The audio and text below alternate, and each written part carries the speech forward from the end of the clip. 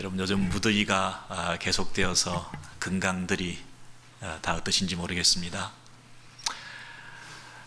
연세가 좀 있으신 분들은 더더군다나 이 더위가 참 참기 어려운 것들인데요. 영적인 건강 또 육적인 건강 우리 성도들이 다 잘 챙기셔서 또 하나님 앞에서 아름답게 쓰임 받으시고 또 경건 생활을 잘 유지하시기를 바랍니다. 교회에 오시는 것은 마치 병원에 오는 것과 같습니다. 정기 점검을 일주일마다 받는 것과 같습니다. 육적인 건강에 문제가 있을 때 병원에 가는 것처럼 말이죠. 우리의 상한 마음, 아픈 심령, 또 우리의 식어져 있는 믿음의 열정, 우리의 흔들리는 소망, 이런 것들을 우리 교회에 와서 다시 한번 예배드리면서 힘을 얻고 방향성을 새롭게 하고 또 나태해진 우리의 마음들을 다시 한번 이렇게 세워서 더 달려갈 수 있도록, 여러분 의사만 한번 만나고 나와도 힘을 얻는데 말이죠. 우리 하나님 앞에 나와서 예배드리고 말씀 받고 여러분 새 힘과 용기를 받으시기 바랍니다.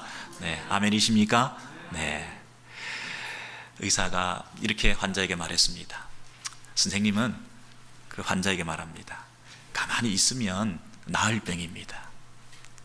이 환자는 아주 심각하게 병원에 왔습니다. 죽을 상을 나왔습니다. 근데 이 의사는 자연 치유 능력도 있고 하니까 지금 현재로서는 심각하지 않으니까 그냥 아무것도 하실 거 없고 그냥 쉬시고 돌아가시면 됩니다. 이렇게 참 착한 의사가 이렇게 말을 해줬습니다. 그런데 이 환자는 불편합니다. 뭔가 부족합니다. 그러니까 그 심리를 이용해서 요즘 의사들은 이것저것 검사도 많이 하고 또 약도 이것저것 처방해서 심지어 소화제 같은 거라도 가짜 약이라도 이렇게 줘가지고 그걸 꼬박꼬박 챙겨 먹게 만듭니다. 그래야 이 사람이 병이 낫고 있다.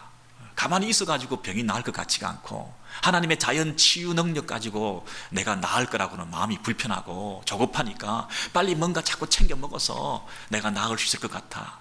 여기에 의존하려는 경향들이 꽤 환자들 가운데 많습니다. 우리 신앙생활, 우리의 구원, 우리의 믿음 생활조차도 뭔가 하나님께서 하신다. 잠잠히 하나님의 역사를 기대하라. 하나님이 다 책임지신다. 구원의 문제에 있어서 인간이 할 것은 아무것도 없다. 하나님이 하신다. 하나님이 하셨다. 이렇게 얘기를 해도 뭔가 불편합니다. 내가 뭔가 해야 되지 않을까. 믿음만 가지고 될까? 믿음 플러스 알파가 있어야지. 믿음만 가지고 내가 구원을 득할 수 있을까? 하나님을 만족시킬 수 있을까? 하나님 앞에서 우리가 뭔가를 행해야지 하나님이 기뻐하시고 만족하시지. 예수 믿는 사람에게도 이렇게 물어봅니다. 구원의 확신이 있습니까? 오늘 밤 이 세상을 떠나시면 천국에서 눈을 뜰 확신이 있으십니까? 이렇게 물어볼 때 많은 사람들이 의외로 이렇게 대답합니다. 아니요, 제가 부족해서, 제가 죄를 많이 지어가지고, 제가 한계 있어야 말이죠. 이 모습 가지고 하나님 앞에 설 수가 없습니다. 제가 선행도, 제가 구제도, 제가 봉사도, 제가 열심도 부족하지 않습니까? 제가 그동안 교회 생활하면서 많이 섬기지 못했고 많이 도와주지 못했고 이래가지고는 하나님 앞에 천국에 내가 갈 자신이 없습니다. 믿음만 가지고 되겠습니까? 뭔가 행함을 통해서, 행위를 통해서 하나님 보실 때 참 잘했다, 착하다, 열심히 했구나, 많이 했구나, 이런 그런 크레딧을 받아야 되지 않습니까? 이렇게 말하는 사람들이 의외로 많습니다. 근데 그런 심리를 이용해서 교회 안에서도 우리의 어떤 지성이면 감천이다, 우리의 행위, 우리의 공로사상, 외적인 의식에 참여, 외적인 예배에 참석, 외적인 행함, 이런 것들을 통해서 내 안의 만족감과 구원에 대한 어떤 크레딧을 득하려고 가지려고 하는 그런 심리가 우리 속에 누구나 있기 때문에 그런 심리를 이용해서 얼마든지 교회 안에서도 그것을 악용이라 그럴까요? 선용은 아닌 것 같아요. 악용해서 얼마든지 그 사람을 이렇게 부추기면서 어떤 공동체를, 조직체를 형성하고 세워나가고, 그래서 그것을 돌림으로써 뭔가 이 조직체가 유지될 수 있도록 하는 그런 방법도 있는 것 같습니다. 여러분, 성경에 보면 일천번제라는 것이 있습니다. 솔로몬의 일천번제. 여러분, 일천번제는 1000번 제사 드리는 게 아니고 1000마리의 짐승을 번제로 태우는 것입니다. 불로 태우는 번제, 제사의 방법 중에 번제가 있습니다. 1000번 횟수를 반복적으로 오늘부터 1001일 동안 1000번제를 드려서 그 지성을 바쳐서 1000번이나 예배를 드렸으니까, 제사를 드렸으니까 그 1000번째 마지막 날에는 역사가 나타나고 기적이 나타나고 간증이 나타나고 체험이 있고 1000번 제사를 드리는 동안에 놀라운 축복을 받았고, 뭐 이런 것보다는 성경 자체에서는 하나님 앞에 헌신할 때 최선을 다해서, 솔로몬이 물질적인 여유가 있었으니까 한 마리 제사를 드려가지고는 그 마음에 하나님 앞에 온전한 제사가 아니니까, 하나님 앞에 최선을 다하여 드리기 위해서는 예배와 봉사와 헌금과 구제, 하나님께 드림에 있어서는 최선을 다해야 되니까 1000마리를 한꺼번에 드리면서 내 마음을 표현해서 예물에 담겨있는 내 마음을 받아 주옵소서, 번제로 태우면서 하나님 앞에 드려졌던 그 온전한 제사를 상징하는 것 아니겠습니까? 근데 그 1000번제를 잘못 오해해서 인간들에게, 성도들에게 지성을 바쳐야 됩니다, 1000번을 예배 드리십시오, 이렇게 얼마든지 악용할 수 있는 성경의 가르침도 있다는 것입니다. 여러분, 우리의 구원의 문제가 그렇습니다. 사람들 마음속에 이런 공로주의, 뭔가를 자꾸만 내가 행해가지고 그것으로 뭔가 쌓아서 올라가려고 하는, 하나님에게까지, 위로까지 올라갈 수 있다고 하는 그런 생각들이 우리 예수 믿는 사람들 가운데도 편만한 거 아닌가. 그렇다면 무슨 타 종교에서 3000배를 하고 무슨 뭐 절을 몇 번이나 해가지고 그 정성을 바쳐서 하는 그 예식이나, 젊은 아이들이 1000마리 학을 접어가지고 소원이 이루어지길, 1000마리 학을 접어가지고 통에 놔두고는 그것이 내 마음의 만족과 소원을 이룰 수 있는 하나의 근거가 된다고 하는 그런 것과 뭐가 다르겠습니까? 여러분, 열심을 다하고 정성을 바치고 마음에 최선을 다하고 하는 것 중요합니다. 신령과 진정으로 예배해야 되는 건 사실입니다. 그러나 그것이 나의 의가 되어서 하나님 앞에서 내가 떳떳하고 의롭고 내 행위를 통하여 하나님 앞에 구원을 받을 수 있다고 하는 그런 사상으로 번지면 그 공로주의에 물든 기독교는 굉장히 심각한 이단 종교화되어 있는 것입니다. 그래서 우리가 늘 붙들어야 될 것은 조심해야 한다. 이런 인간의 어떤 종교성, 내 안에 있는 공로주의 사상, 이런 거 굉장히 조심해야 된다.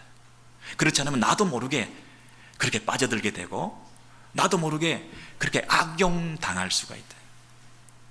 그런 면에서 우리가 정신 바짝 차리고 있지 않으면 신앙생활을 열심히 하고 있는 것 같지만은 그 속에 자기 의가 독버섯처럼 자라고 자기 자랑만 이렇게 근사하게 번지게 되고 내 속에 하나님과의 깊은 관계가 사라지는 껍데기밖에 없는 영성으로 우리 신앙생활을 마감할 수도 있다는 것입니다. 교회라는 조직체, 그 공동체를 유지하는 데 급급해서 인적 자원과 물적 자원이 필요한 상태에서 그런 종교적인 의와 인간의 공로사상에 근거하고 의존해서 얼마든지 이 행정과 목회와 이 흐름도 흘러갈 수 있다고 하는 그 심각한 위험성을 우리가 가지고 있지 않으면 또다시 구약시대 이스라엘 백성들의 전철을 되풀이하는 것입니다. 이스라엘 백성들이 바로 그 껍데기밖에 없는 영성을 가지고 바리새인과 서기관과 이 잘못된 대제사장들의 그 가르침 속에서 살아왔던 그 모습을 역사의 전철을 반복할 수밖에 없는 그런 허구적인 신앙생활을 우리가 하게 되는 것입니다. 바로 이 사실에 대해서 사도 바울이 안타까워하면서 로마 교회 유대인 신자들을 향해서 책망하면서 엄히 말하고 있습니다. 너희들이 율법을 지켜서 구원을 받겠다고 하는데 믿음만 가지고 안 된다고 너희들이 생각하고 믿음 플러스 알파, 행위, 율법 순종, 할례 행함, 이것을 통해서 하나님 앞에 온전히 바로 설 수 있다고 자꾸만 생각하는데, 믿기만 하면 안 된다, 할례를 행해야 된다, 그렇게 말하는 자들도 있는데, 그냥 입으로 시인하고 마음으로 믿고 그것으로 되느냐? 행함이 있어야지, 율법을 지켜야지. 그런 관점으로 너희들이 자꾸만 살아간다고 하는데, 그렇게 보니까 구약에 너희들의 믿음의 조상이라고 말할 수 있는 아브라함도 그가 믿음으로 의롭게 되었다는 부분보다는 아브라함의 순종, 이삭을 바치는 순종, 갈 바를 알지 못하고 뛰어나온 그 아브라함의 순종, 그 순종을 통해서 마치 아브라함이 의롭게 된 것인 양, 그렇게 자꾸만 보고 있는데, 다시 한번 정확하게 제대로 보자. 구약의 아브라함의 부분을 볼래? 구약에 나와 있는 그 아브라함의 등장인물을 보면 아브라함이 행위로, 순종으로 구원받은 게 아니지, 믿음으로 하나님께서 의롭다 여기신 것이지, 그의 행위라고 하는 것은, 그의 순종이라고 하는 것은 그 믿음의 열매였지. 믿음으로 의롭다함을 받은 그 아브라함이 그 하나님이 어떤 분이신지에 대해서 확실히 알게 되니까, 그 하나님에 대한 전적 신뢰를 통해서 당신의 아들까지도, 100세 난 아들까지도 그 하나님에 대한 신뢰함을 가지고, 믿음을 가지고, 그 믿음의 결과로서 자연스러운 산물로서 그 아들까지 바치는 행위가 나타난 것이지, 그 행위 자체가 믿음 없이 하나의 크레딧이 되어서 구원을 받고 의롭게 됐다는 것이 아니지 않느냐. 성경을 제대로 봐라. 그러면서 이 지난주에 살펴본 대로 로마서 4장 1절에서 3절의 내용이 아브라함이 어떻게 구원을 받게 되었는가에 대해서 다시 한번 확인해 보자, 그렇게 말씀하는 것입니다.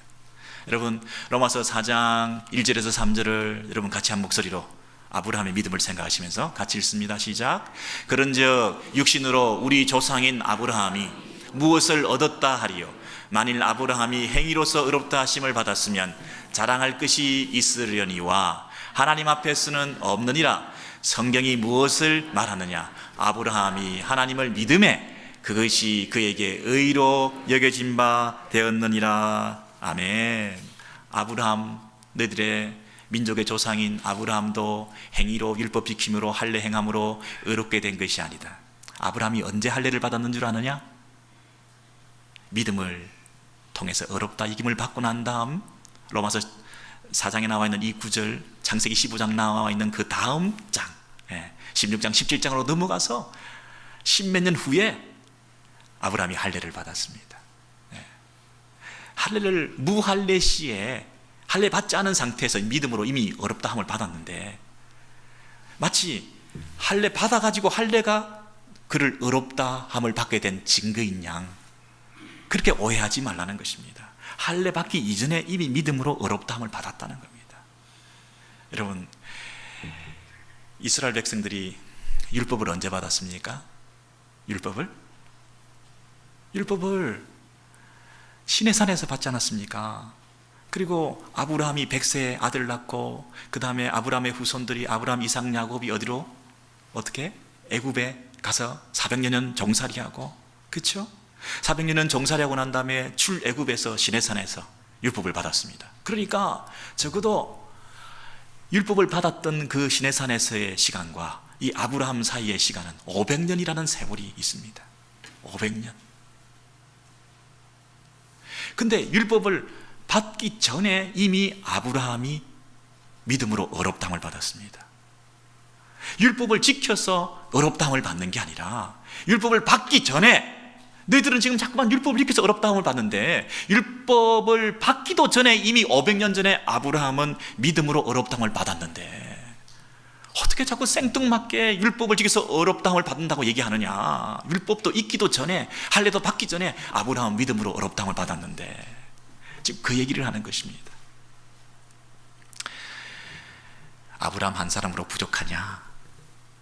너희들의 조상 왕 중에 왕 누가 있냐? 다윗. 다윗의 예를 들면 네가 또 받아들이겠냐? 여러분, 이스라엘 백성들에 있어서, 유대인들에게 있어서 제일 중요한 인물 두 사람이 누굽니까? 아브라함과 다윗입니다. 마태복음은 누구를 독자로 한 책입니까? 유대인 독자들을 대상으로 한 마태복음 복음서 아닙니까? 마태복음 제일 첫 번에 그래서 뭐라고 얘기합니까? 아브라함과 다윗의 자손 예수 그리스도의 세계라, 예수 그리스도의 족보라.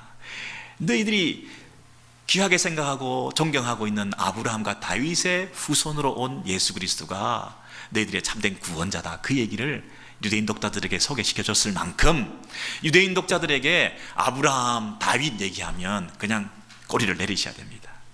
그냥 아브라함이 그랬다, 아 그렇습니까?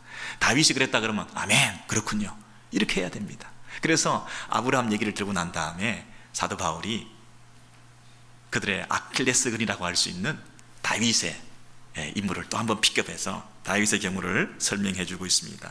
로마서 4장 그 밑에 보시기 바랍니다. 4장 4절에서 8절에 보시면 여러분 같이 한번 좀 길지만 뜻을 생각하시면서 읽으시겠습니다. 일하는 자에게는 그 삭시 은혜로 여겨지지 아니하고 보수로 여겨지거니와 일을 아니할지라도 경건하지 아니한 자를 의롭다 하시는 이를 믿는 자에게는 그의 믿음을 의로 여기시나니 일한 것이 없이 하나님께 의로 여기심을 받는 사람의 복에 대하여 다윗이 말한 바 불법이 사함을 받고 죄가 가리어짐을 받는 사람들은 복이 있고 주께서 그 죄를 인정하지 아니하실 사람은 복이 있도다 함과 같으니라. 네, 같이 안 읽으신 분이 3명이 계시네요. 네. 여러분 그 파란 글자를 보십시오. 그의 믿음을 의로 여기시나니 일한 것이 없이 하나님께 의로 여기심을 받는 사람의 복에 대하여 다윗의 말한 바. 여러분 공로주의, 일을 통해서 의를 득하려고 하는데 뭔가 행위를 통해서 내가 하나님 앞에 의로워진다고 생각하는 사람들이 많은데 그런 일 없이 공로 없이 하나님 앞에 의로 여기심을 받는 사람들이 있다는 거예요. 근데 그 행복을 다윗이 이미 알았다는 것입니다. 그 다윗의 그 고백이 뭡니까? 불법이 사함을 받고, 시편에 다윗의 노래에 이런 고백이 있습니다. 불법이 사함을 받고 죄가 가리어짐을 받는 사람들은 복이 있고 주께서 그 죄를 인정하지 아니하실 사람은 복이 있도다. 죄를 지었는데, 연약한데, 허물이 많은데, 나는 본질상 진노의 자녀인데, 그러나 나는 아무것도 일한 것이 없는데, 아무것도 그 죄를 씻어내기 위해서 내가 노력한 것이 없는데 어느 날 하나님께서 용서해 주시고 사면해 주시고 의롭다 칭해 주신 그 행복을 아느냐? 용서받은 자의 그 행복을 아느냐? 불안했는데, 근심했는데, 죄를 짓고 아파했는데 두렵고 떨리는 마음으로 이거 어떡하나 하고 살았는데 하나님께서 용서해 주신, 그래서 모든 것으로부터 자유함을 받은 그 기쁨과 행복에 대해서 아느냐? 아이들이 죄를 짓고 엄마가 이걸 알면 어떡하나, 감추고 아빠가 이걸 알면 어떡하나, 고민하고 빙빙빙빙 집안을 돌고 뭐 다른 방법으로 그것을 변상하려고 아르바이트를 하고 돈을 벌고 온갖 노력을 다 했는데 이미 부모가 그걸 다 알고 불러서 내가 대신 하나 만들어 놨다, 너를 위해서 대신 하나 사다 놨다, 괜찮다, 용서했다. 여러분 그 행복을 아느냐? 내가 노력해가지고 그 많은 돈을 벌어가지고 그걸 살 수가 없는데 어느 날 부모님이 대신해서 그 부분을 감당해 주셨을 때 그동안 내가 괜히 떨고 있었구나, 힘들어했구나, 이것이 부모의 사랑이구나, 이런 것을 깨닫던 그 자녀의 그 행복을 아느냐? 일한 것이 없이.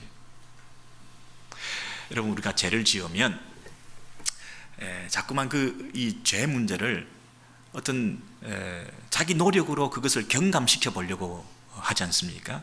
이 죄 문제의 근원적인 문제를 해결하기 위해서 자꾸만 이 손으로 지은 죄가 있으면 이 손을 잘라버린다든지, 눈으로 자꾸 죄를 지으면 눈을 뽑아버린다든지, 이러면 그 문제가 해결될 수 있을 것이냐 착각을 하고 자꾸만 이단 종교들은, 세상의 종교들은 그런 방법으로 인간의 이 죄 문제를 해결하려고 노력을 하지 않습니까? 그리고 힌두교의 그 탁발성들, 수도성들, 고행자들, 이런 얘기들 많이 들어보셨죠?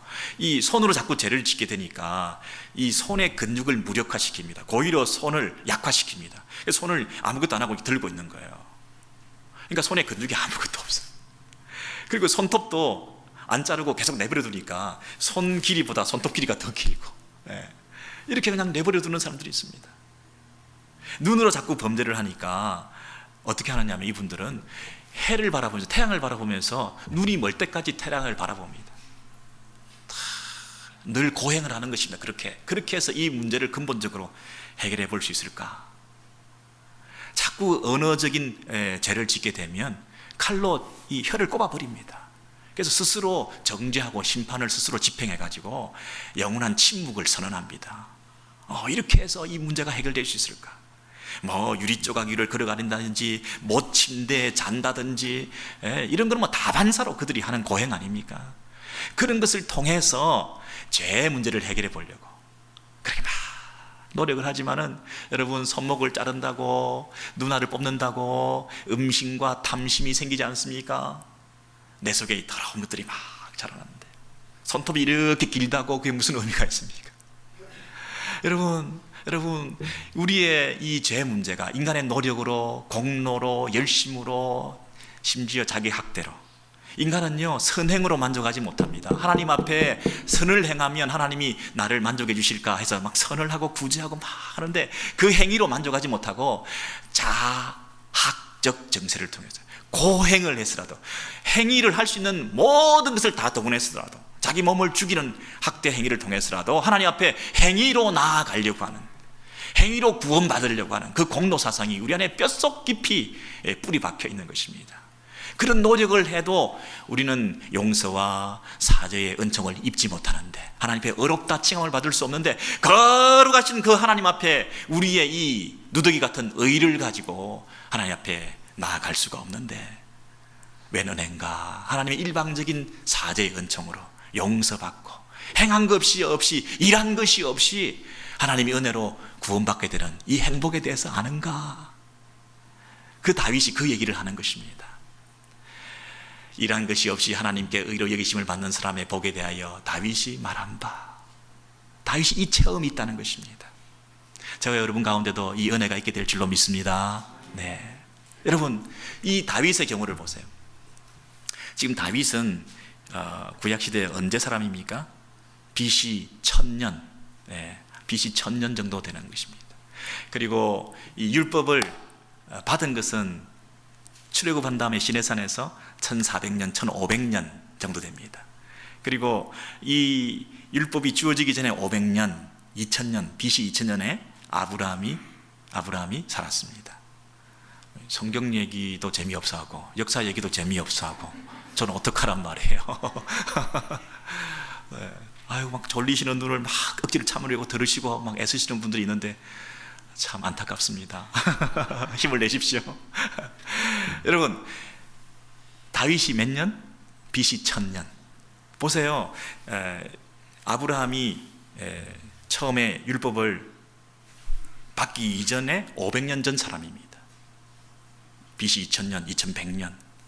그 아브라함이 이제 자손들이 번성해서 400년 애굽에 종살이하고 그리고 시내산에 나와서 율법을 받고 하는 그 사이가 500년 간격이 있습니다.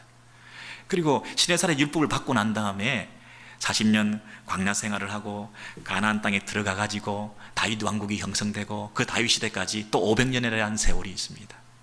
그러니까 바울의 관점에서 보세요. 적어도 기본이 500년입니다. 역사를 바라보는 안목이 500년 단위로 끊어서 생각하고 있습니다.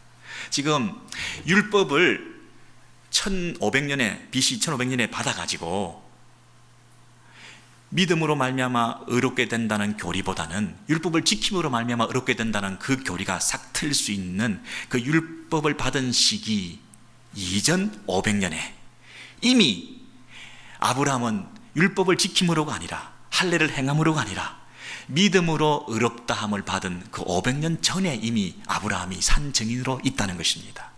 그런데 율법을 500년 후에 받았으니까 그러면 율법을 지켜가지고 의롭다함을 받겠네 라고 생각하는 유대인들에게 그 율법을 받은 다음에 500년 후에 다윗도 율법을 지켜서 의롭다함을 받는다고 하는 사상과 공로주의에 물들어 있던 게 아니라 그 다윗도 그 율법을 받은 500년 후에 사는 다윗도 믿음으로 의롭다함을 받고 행위로가 아니라 일함으로서가 아니라 하나님이 은혜로 사죄받고 용서받고 구원받고 의롭다함을 받는 그 행복에 대해서 알고 있었다는 거 아닙니까? 그러니 이 시대 전체를 관통해서 이 인류 역사 전체를 꿰뚫고 있는 하나님의 구원 방법이라는 것은 은혜로, 인간의 행함이 아니라, 인간의 공로주의가 아니라, 지성이면 감천이라가 아니라, 인간이 뭔가를 행해가지고 만족을 얻는 게 아니라, 진정한 행복, 진정한 만족은 하나님으로부터 선물로 받는 의다는 거죠. 하나님으로부터 받는 은혜로 말미암아 구원의 길이 열린다는 거죠. 이 인류 역사를 하나님이 설계하시고 진행해 가시는 그 구속의 역사가 이 세상을 꿰뚫고 있는 하나님의 구원의 방법 한 가지는 인간의 방법이 아니라는 거죠. 하나님의 방법이라는 거죠. 아브라함이 엘리에셀 자기 종을 통해서, 하갈을 통해서, 사라를 통해서, 사라가 집어넣어준 하갈을 통해서 인간의 방법으로 뭔가를 해보려고 아무리 애를 쓰지만은 그 방법이 아니라 하나님이 선물로 주신 100세에 난 아들, 인간의 가능성이 부정되는 가운데 하나님의 방법을 신뢰할 때에 하늘의 별처럼 바닷가의 모래알처럼 네 백성이 많게 되리라 하는 그 약속을 신뢰하고 바라보는 하나님을 신뢰하는 그 방법을 통해서 의롭다함을 받는 것처럼, 이 인류 역사 가운데, 깜깜한 인류 역사 가운데 한 줄기 생명의 빛이 있다고 한다면, 구원의 빛이 있다고 한다면 하나님의 방법을 신뢰하는 것이다. 하나님의 은혜로 주어지는 구원, 그것 외에는 세상에는 참된 구원의 길이 없다. 세상 사람들은 인류 역사 이래로 인간의 방법으로 어떻게 해보려고 바벨탑을 쌓아보기도 하고 하늘에 올라가기로 하고 무슨 방법을 동원하고, 지금도 계속해서 세상의 많은 종교들은 인간의 행위를 통하여 하나님 앞에 의롭다함을 여겨보려고 하는 그런 노력들을 얼마나 많이 하고 있습니까? 교회 안에도 그것을 부추기고 악용해서라도 그 의와 인간의 자기 의의 만족을 통해서 마치 구원을 이룰 수 있는 것처럼 그렇게 우리의 마음을 흔들어 놓는 경우가 얼마나 많이 있습니까? 예수 믿는 기독교, 거기에서 유사하게 번져나가 있는 많은 종교들, 똑같이 성경을 들고 있는 많은 다른 여타 종교들, 여러분 거기에 믿음 플러스 알파를 통해서 구원받을 수 있다고 가르치는 교리가 얼마나 많이 있습니까? 미사에 참여하고 성례에 참여하고, 여러분 세례와 성찬에 참여하고 떡과 포도주를 받고 세례식에 참여한 그 자체가 믿음 플러스 행동, 행위, 믿음 플러스 뭔가 알파가 돼가지고 그것을 하나님께서 보시고 귀히 보신다는 거예요. 뭔가 더해져야, 뭔가 행위가 더해져야, 보태져야 그것을 통해서 하나님께서 구원을 받을 만하게 귀하게 보신다는 거예요. 그 이단 교리가 뭡니까 세상에 도대체? 그게 아니라고 얘기하는데, 아브라함도 다윗도 그게 아니라고 얘기하는데, 하나님께서 유일하게 우리에게 제시해 주신 유일한 방법, 구원의 방법, 하나님을 신뢰하라. 하나님을 신뢰하기 위해서는 전적 자기 부정의 단계를 거치셔야 됩니다. 뭔가 행위를 통해서 나는 예배에 참석했으니까, 나는 이 성찬에 참여했으니까, 나는 이 기도에 왔으니까, 나는 새벽자단을 쌓았으니까, 나는 40일차라 금식을 했으니까, 여러분 그것이 좋은 의미에서 하나님 앞에 귀한 예배의 모습이기도 하지만 그것이 의의가 될 때에 그것을 통해야만, 그것을 더해서 내 믿음이 더 강화되고 내가 더 천국에 가까이 갈 수 있다고 하는 그 잘못된 생각을 가진다면 그것은 이단적인 가르침입니다. 전적인 하나님의 은혜라는 교리를 모르는 것입니다. 여러분 이게 다 하나님의 전적인 은혜라는 사실을 생각해야, 내가 받은 모든 것이 다 하나님의 은혜라고 생각을 해야 하나님 앞에 대한 온전한 감사와 예배를 드릴 수가 있습니다. 내가 조금이라도 한 것이 있다고 하면 전적인 하나님의 은혜를 부정하는 것입니다. 예수 그리스도의 대속사역을 부정하는 것입니다. 예수 그리스도의 온전한 효력을 부정하는 것입니다. 예수 십자가의 능력을 이만큼이라도 내가 깎아먹는 것입니다. 적그리스도적인 행위입니다. 하나님의 방법 예수 그리스도, 하나님의 지혜 예수 그리스도, 하나님의 사랑 예수 그리스도, 이 인류 역사 가운데 구약에서 신약의 영원까지 역사의 중심으로 주신 예수 그리스도, 아브라함과 다윗도 그 예수 그리스도를 바라보고 예수 그리스도 안에서 창세전에 택하셔서 이미 영원한 나라를 이루시고 영원한 구원을 완성하신 그 하나님의 관점에서 구약의 백성들을 예수 그리스도 안에서 택하시고 부르신 그 놀라운 구원의 은혜, 오직 예수 그리스도 안에서만 우리의 구원이 완성된다고 하는 그 사실을 깨닫고 믿고 의지하고 하나님의 방법을 신뢰하는 것 외에 다른 그 무엇 불순물이 가미될 때 그것은 기독교가 아닙니다. 처음에는 그것이 별것 아닌 것 같지만 그것이 점점 자기 공로사상과 결합되어서 인간의 자기 의가 되어서 바로 이 이스라엘 백성들의 후예인 유대인들처럼 아주 견고한 성으로 기득권 세력들이 형성되고 종교와 경제가 결탁되고 정치가 결탁되어서 아주 나쁘고 추악하고 하나님 앞에 범죄하는 그런 모습으로 종교 집단화될 수가 있는 그런 위험성이 우리 안에 있는 것입니다. 오늘날 저와 여러분 가운데서도 이런 위험성이 싹트고 있습니다. 진정한 구원이 무엇입니까? 진정한 믿음이 무엇입니까? 참된 은혜가 무엇입니까? 참 복음의 정수가 무엇입니까? 여러분, 이런 부분에서 여러분이 잘 정리가 되게 계시고 이것이 하나님의 은혜구나. 적어도 사도 바울은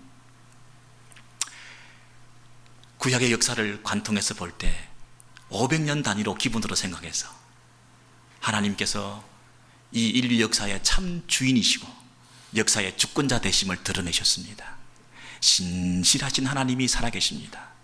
신실하신 하나님이, 변함이 없으신 하나님이 이 장구한 인류 역사 가운데 유일한 구원의 길로 제시해 주신 유일한 한 가지 방법은 예수 그리스도, 하나님을 신뢰하는 것 외에 다른 방법이 없다는 것을 아브라함과 다윗의 경우를 들어서 500년의 장구한 역사, 그것을 우리에게 가르쳐 주시면서 조석으로 바뀌고 환경 따라 바뀌고 아침 저녁으로 바뀌고 믿음이 있다 없어지고 있다가 없어지고 하는 우리들을 바라보면서 흔들리지 마라. 하나님의 방법을 신뢰해라.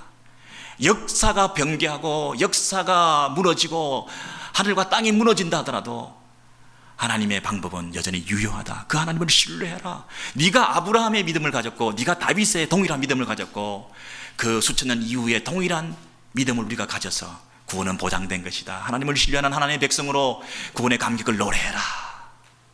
여러분, 이렇게 지금 다윗은 힘주어서 우리들에게 말씀해 주시는 것입니다. 여러분, 이 은혜가 우리들 속에 넘쳐나시기를 바랍니다. 이 구원의 감격이 있으시기를 바랍니다.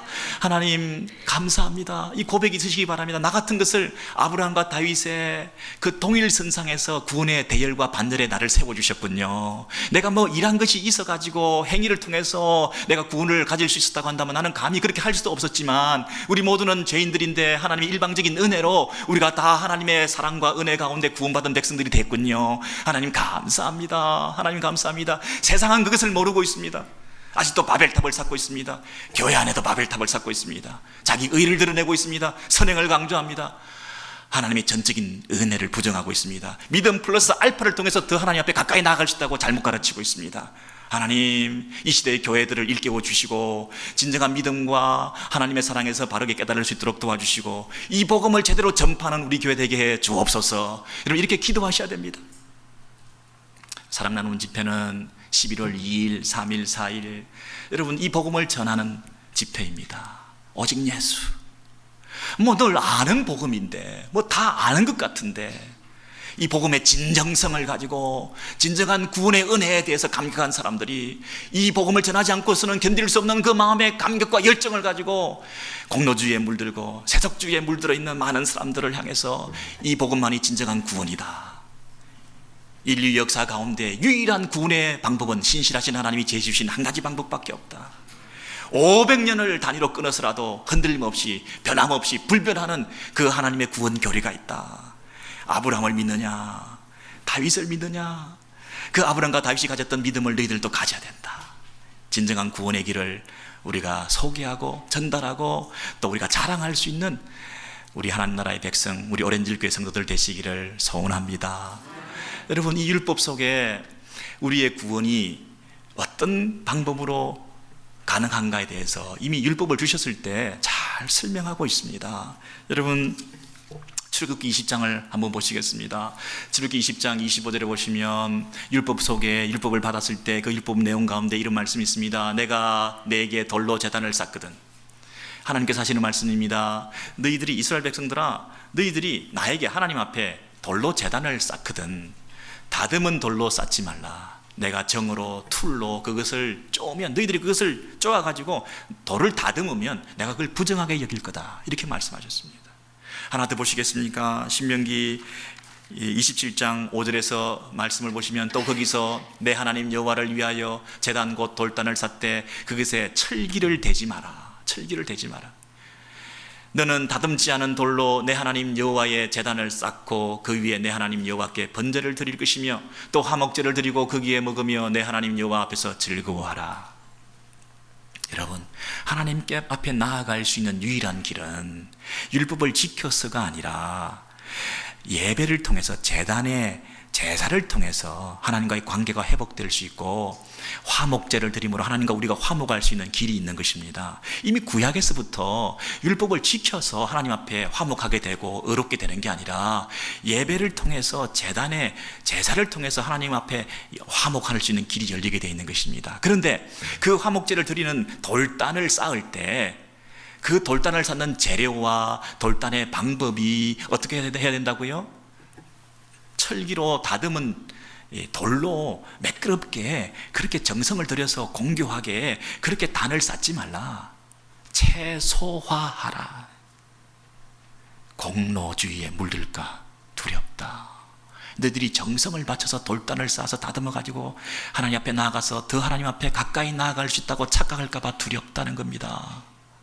너희들이 정성을 바쳐서 돌단을, 장식을 차려서 아름답게 꾸며가지고 하나님 앞에 나아가면 더 하나님이 더 잘 받아주실 거라 착각하지 말라는 것입니다. 네 노력, 네 수고, 네 열정, 네 봉사, 네 구제, 네 선행, 너의 고행까지도 하나님 앞에서 의를 득하는 것은 방법이 없다. 그 길이 아니다. 하나님의 전적인 은혜다. 이 사실을 구약에서 늘 가르쳐 주셨습니다. 그런데도 공로주의에 물든 인간의 그 본성이, 바벨탑을 쌓는 그 본성이, 나의 선행과 나의 노력을 통해서 뭔가 자기 의를 쌓아보려고 하는 이 근본적인 내 안의 죄성과 본성이 있기 때문에 이스라엘 백성들은 실패의 역사를 되풀이하고 있는 것입니다. 여러분, 출애굽기 24장 마지막으로 보시겠습니다. 이 사실을 이렇게 한 번 더 확인해서 말하고 있습니다. 모세가 여호와의 모든 말씀과 율례를 백성에게 전하며 그들이 여호와께서 말씀하신 모든 것을 우리가 준행하리이다. 같이 읽습니다. 시작. 모세가 여호와의 모든 말씀을 기록하고 이른 아침에 일어나 제단을 쌓고 여호와께 번제와 화목제를 드리게 하고 모세가 그 피를 가지고 백성에게 뿌리며 이르되 이는 여호와께서 이 모든 말씀에 대하여 너희와 세우신 언약의 피니라. 여러분, 모세가 여호와의 모든 말씀, 율법입니다. 그 말씀을 받아서 출애굽기지 않습니까? 율법을 받아가지고 다 기록했습니다. 기록하고 그 다음에 이른 아침에 일찍 일어나서 단을 쌓았습니다. 아니, 율법을 받아서 율법을 지켜서 어렵게 된다고 하면 그 율법을 계속 지켜야지 굳이 그 다음날 일찍 일어나가지고 단을 쌓고 하나님 앞에 예배할 이유가 뭐가 있습니까? 율법을 받고 단을 쌓고 이게 무슨 의미가 있습니까? 여러분, 율법을 받았을 때 우리 한계를 보게 됩니다. 율법을 온전히 지킬 수 없는 우리의 죄성을 보게 됩니다. 율법을 통해서 우리는 내가 죄인인 것을 깨닫게 됩니다. 자기를 부정하게 됩니다. 내가 할 수 없구나. 내가 아무것도 아니구나. 결국 내가 하나님 앞에 나아갈 수 있는 유일한 길은 하나님 앞에 은혜를 덧입는 것밖에 없구나. 단을 쌓는 것밖에 없구나. 그 단을 쌓음을 통해서 하나님 앞에 이른 아침부터 회복되는 관계를 가질 수가 있고 그 피를 가지고 백성에게 뿌리매 하나님께서 그것을 언약의 피로 여기셨다. 이미 구약에서부터 우리가 사죄받고 의롭게 되고 하나님 앞에 나아갈 수 있는 유일한 길은 피 뿌림을 통해서 가능한 거죠. 피 흘림이 없이는 사함이 없다. 하나님과의 그 관계성 속에서 거룩한 하나님 앞에 나아갈 수 있는 유일한 길은 피 뿌리심을 통해서 하나님의 은혜를 입을 수밖에 없는 것이지 우리가 행위를 통해서 율법 지킴을 통하여 갈 수 있는 게 아니다. 율법은 왜 주셨느냐? 하나님 나라의 백성으로서 마땅히 지켜야 할 도를, 우리에게 법을, 그 나라의 법을 우리에게 가르쳐 주신 것입니다. 여러분, 율법을 잘 지키고 순종했더니 우리가 하나님 나라의 백성이 되었습니까? 이스라엘이? 어느 날 출애굽했습니다. 구원받았습니다. 하나님 나라의 백성이 되었습니다. 구원이 율법을 지켜서 구원받았습니까? 하나님의 은혜로 구원받았습니다. 구원받고 난 다음에 시내산에서 율법을 주셨습니다. 그렇죠? 율법을 지켜서 구원받는 게 아니라 어느 날 하나님의 은혜로 구원받았습니다. 구원받은 백성들에게 구원받은 백성답게 살아야 될 법을 우리에게 제시해 주신 것입니다. 그 율법을 우리에게 주셔서 감사함으로 그 율법을 지켜야 되겠지만 그 율법을 지켜서 구원을 받겠다는 것은 잘못된 생각 아닙니까? 그래서 지금 안타깝게도 이 모세가 계속해서 말하면서 율법을 받고 다 기록했지만, 그러나 우리가 가야 될 것은 우리가 한계를 고백하고 자기를 부정하면서 하나님의 은혜를 얻는 것밖에 없으니까 이른 아침부터 일어나서 단을 쌓고 예배하고 하나님의 그 피 뿌리심이 우리 가운데 임해서 하나님의 은혜로 우리가 구원받고 하나님과 화목제물을 통해서 하나님 앞에 나아가는 길밖에 없구나, 그 사실을 고백하는 것입니다. 여기 어디 자기 공로주의가 들었을 틈이 있습니까? 종교적 공로주의가 들었을 틈이 어디 있습니까? 하나님의 은혜입니다. 하나님이 이렇게 율법에서부터 이미 그 법을 주셨고,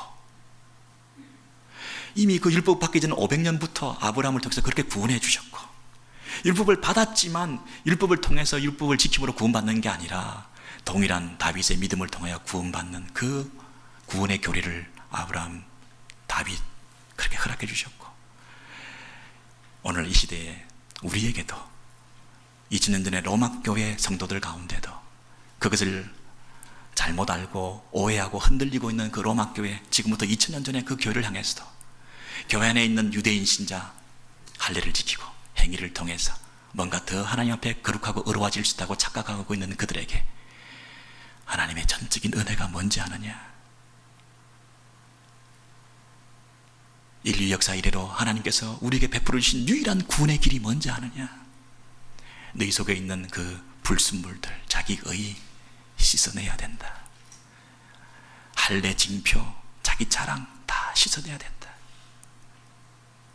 욕심, 차별, 우월, 거짓된 교리, 그 허위의식, 일천번제, 자기 정성 다 씻어내야 된다. 예수 그리스도의 피 뿌리심, 그것으로만 진정한 하나님 앞에서 바로 설 수 있는 유일한 길이다. 인류 역사를 관통하고 있는 유일한 구원의 길, 예수 그리스도. 예수 그리스도를 신뢰하라. 그 예수 그리스도를 증거하라. 예수를 자랑하라. 여러분, 이 예수 그리스도가 여러분의 삶의 중심, 우리 역사의 중심이신 예수 그리스도가 여러분의 인생의 중심, 우리 교회의 중심 되시기를 간절히 바랍니다. 우리 404장 우리 찬송 한번 하시겠습니다.